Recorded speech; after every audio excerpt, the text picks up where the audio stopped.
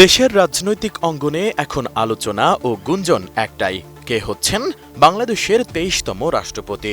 এই আলোচনায় সামাজিক যোগাযোগ মাধ্যম থেকে শুরু করে রাজনৈতিক অঙ্গনে শোনা যাচ্ছে বিএনপির মহাসচিব ও স্থানীয় সরকার, পল্লী উন্নয়ন ও সমবায় মন্ত্রী মির্জা ফখরুল ইসলাম আলমগীর, বর্তমান ভারপ্রাপ্ত রাষ্ট্রপতি হাফিজ উদ্দিন আহমেদ, দলটির স্থায়ী কমিটির সদস্য খন্দকার মোশাররফ হোসেন, ড আব্দুল মঈন খান সহ ভাইস চেয়ারম্যান আলতাফ হোসেন চৌধুরীর নাম। এসব আলোচনার মধ্যেই অনুষ্ঠিত হয়েছে বিএনপির নীতি নির্ধারণী ফোরাম জাতীয় স্থায়ী কমিটির বৈঠক। শনিবার রাত ৮টায় রাজধানীর গুলশানে চেয়ারপারসনের রাজনৈতিক কার্যালয়ে শুরু হয় এই বৈঠক। প্রায় ১.৫ ঘণ্টা ব্যাপী এই বৈঠকে সভাপতিত্ব করেন বিএনপির চেয়ারম্যান ও প্রধানমন্ত্রী তারেক রহমান। বৈঠকে উপস্থিত ছিলেন দলের মহাসচিব মির্জা ফখরুল ইসলাম আলমগীর সহ স্থায়ী কমিটির প্রায় সব সদস্য। তবে চিকিৎসাধীন থাকায় যোগ দিতে পারেননি স্থায়ী কমিটির সদস্য মির্জা আব্বাস। বৈঠকের অন্যতম আলোচ্য বিষয় ছিল নতুন রাষ্ট্রপতি নির্বাচন, পাশাপাশি বর্তমান রাজনৈতিক পরিস্থিতি ও দলের সাংগঠনিক নানা বিষয় নিয়েও আলোচনা করেন নেতারা। দলীয় সূত্র জানায়, রাষ্ট্রপতি পদে সম্ভাব্য প্রার্থী নিয়ে বিস্তারিত আলোচনা হলেও এখনই কোনো চূড়ান্ত সিদ্ধান্ত হয়নি। বিষয়টি নিয়ে আরও পর্যালোচনা করে পরে আনুষ্ঠানিক সিদ্ধান্ত জানানো হবে। নেতারা বলেন, রাষ্ট্রপতি নির্বাচনের সিদ্ধান্ত দেওয়া হয়েছে দলের প্রধানমন্ত্রী তারেক রহমানের ওপর। নতুন বাংলাদেশ গড়তে এলো জুলফিকার স্টিল। জুলফিকার স্টিল। দীর্ঘ আলোচনা হয়েছে, সরকারের উন্নয়ন কর্মকাণ্ড সব বিষয়ে আলোচনা হয়েছে, স্থানীয় সরকার নির্বাচন নিয়ে আলোচনা হয়েছে, আর সবশেষে আলোচনা হয়েছে যেটা আপনারা সবচেয়ে বেশি শুনতে চান, রাষ্ট্রপতি নির্বাচন সম্পর্কে।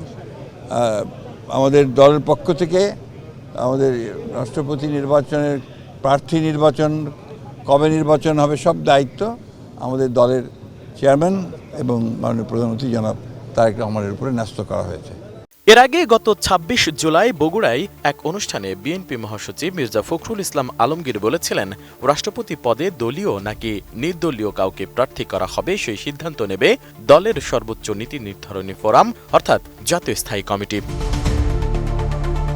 দলীয় সূত্রের তথ্য অনুযায়ী চলতি আগস্ট মাসের মধ্যেই নতুন রাষ্ট্রপতি নির্বাচনের প্রস্তুতি রয়েছে বিএনপির হাইকমান্ডের। সম্ভাব্য প্রার্থী হিসেবে একাধিক সিনিয়র নেতার নাম আলোচনায় আসলেও নেতাকর্মীদের বড় একটি অংশ এগিয়ে রাখছেন মহাসচিব মির্জা ফখরুল ইসলাম আলমগীরকে।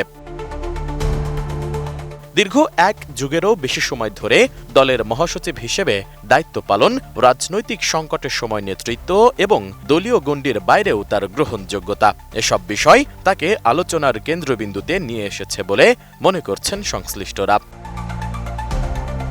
এর আগে গত ২৪ জুলাই অসুস্থতাজনিত কারণে রাষ্ট্রপতির পদ থেকে মোহাম্মদ শাহাবুদ্দিন পদত্যাগ করেন। এরপর সংবিধান অনুযায়ী জাতীয় সংসদের স্পিকার অবসরপ্রাপ্ত মেজর হাফিজ উদ্দিন আহমেদ ভারপ্রাপ্ত রাষ্ট্রপতির দায়িত্ব পালন করছেন। আইন অনুযায়ী রাষ্ট্রপতির পদ শূন্য হওয়ার ৯০ দিনের মধ্যেই নতুন রাষ্ট্রপতি নির্বাচন সম্পন্ন করতে হবে। বিএনপির নীতি নির্ধারকদের ভাষ্য, রাষ্ট্রপতির পদ শুধু আনুষ্ঠানিক নয়, সাংবিধানিক ধারাবাহিকতা রক্ষা এবং রাজনৈতিক সংকট মোকাবেলায় এই পদের গুরুত্বপূর্ণ ভূমিকা রয়েছে। তাই নতুন রাষ্ট্রপতি নির্বাচনের ক্ষেত্রে দলটি তাড়াহুড়া নয়, বরং সর্বোচ্চ গুরুত্ব দিয়ে সিদ্ধান্ত নিতে চায়। রাষ্ট্রপতি নির্বাচন ঘিরে আলোচনা জোরালো হলেও এখনই এর উত্তর মিলছে না। তাই শেষ পর্যন্ত কে হবেন রাষ্ট্রপতি সেই উত্তর জানতে সবার নজর এখন দলের চেয়ারম্যান ও প্রধানমন্ত্রী তারেক রহমানের দিকে। S I Raj, ATN news, Dhaka.